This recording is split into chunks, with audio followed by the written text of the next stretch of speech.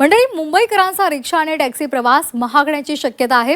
शहरातील auto rickshaw आणि टॅक्सीच्या किमान भाड्यामध्ये वाढ करण्याचा प्रस्ताव परिवहन विभागानं आता पुढे आणण्याची शक्यता. रिक्षाचं किमान भाडं 1 रुपयाने तर टॅक्सीचं किमान भाडं 2 रुपयांनी वाढ करण्याचा प्रस्ताव आहे.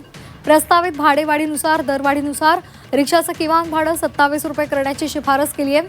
मुंबईतील टॅक्सीच्या किमान भाड्यातही वाढ प्रस्तावित आहे.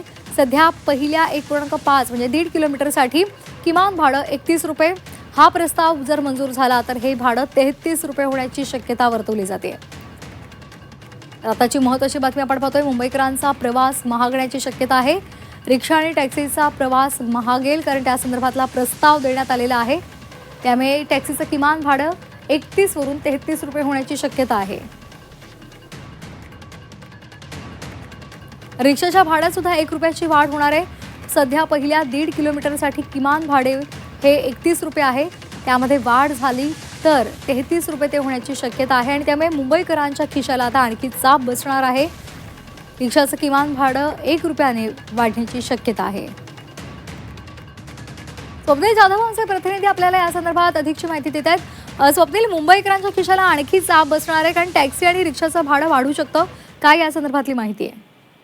नक्कीच टॅक्सी आणि रिक्षाचं भाडं वाढू शकतो कारण गेल्या काही दिवसांमध्ये दिवसेंदिवस पेट्रोल डिझेलचे भाव वाढत आहेत आणि देशपातळीवरती सुद्धा इंधनाचे दर वाढत आहेत. सीएनजीच्या दरात सुद्धा मोठी वाढ झाली होती आणि यानंतर आपण जर बघितलं तर टॅक्सीच्या भाड्यामध्ये आणि रिक्षाच्या भाड्यामध्ये वाढ झाली होती. रिक्षाचे किमान भाडे सध्या 26 रुपये आहे तर एकूणच 27 रुपये हे भाडं होण्याची शक्यता आहे. 1 ते 2 रुपये ही दरवाढ होण्याची शक्यता आहे. त्यामुळे लवकरच या संदर्भातील निर्णय होईल. एकीकडे आपण जर बघितलं तर अमराठी रिक्षा चालकांच्यामधील वाद असेल आणि अमराठी रिक्षा चालकांना आता या मराठी संदर्भातील नियमावली असेल. यानंतर आता ही रिक्षाच्या भाड्याची वाढ जी आहे ती पाहायला मिळते. त्यामुळे सर्वसामान्य नागरिकांच्या खिशावरती इंधन दरवाढीनंतर आता रिक्षा टॅक्सी चालकांच्या दरवाढीचा ताण जो आहे तो येणार आहे. धन्यवाद स्वप्नील दिलेल्या माहितीसाठी.